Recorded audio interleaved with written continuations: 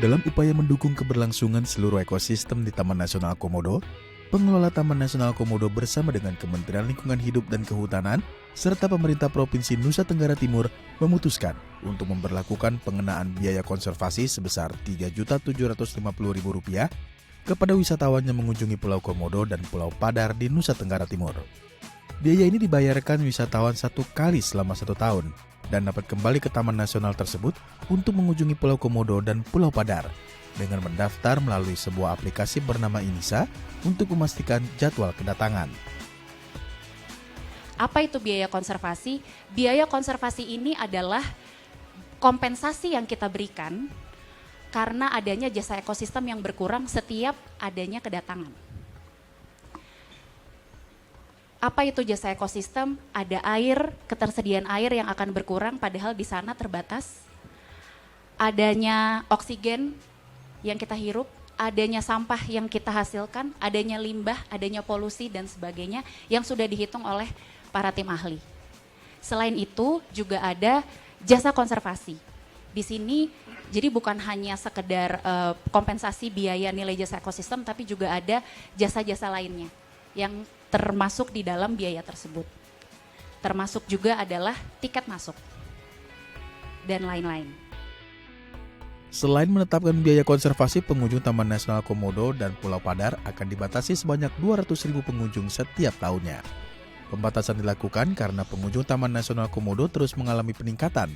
Menurut survei yang dilakukan oleh pengelola Taman Nasional Pulau Komodo, pada tahun 2030 mendatang, pengunjung Taman Nasional tersebut diproyeksi mencapai 283.686 wisatawan.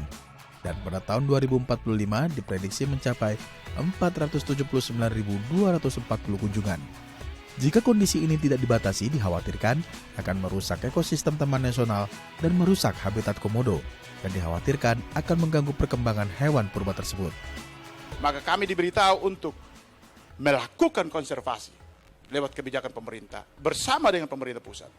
Pemberdayaan ekonomi masyarakat, monitoring dan juga keamanan di situ.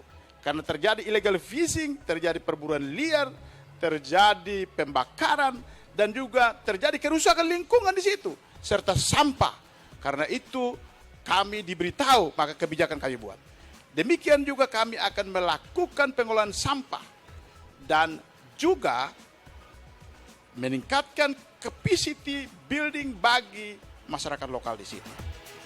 Sementara itu, menurut Menteri Pariwisata dan Ekonomi Kreatif Sandiaga Uno, pembatasan dan pengenaan biaya kompensasi akan menarik lebih banyak wisatawan yang menghargai upaya konservasi dan ikut membangun destinasi lain di wilayah Nusa Tenggara Timur sebagai tempat wisata unggulan.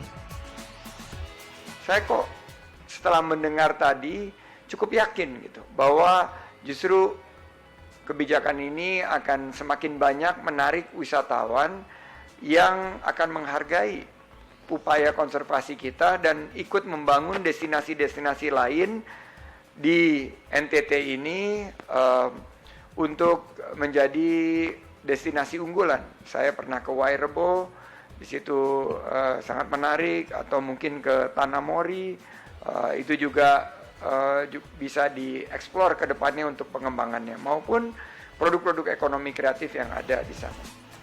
Rencananya kebijakan ini akan disosialisasikan pada 29 Juli dan diberlakukan mulai 1 Agustus 2022 mendatang. Tim Liputan, DAI TV.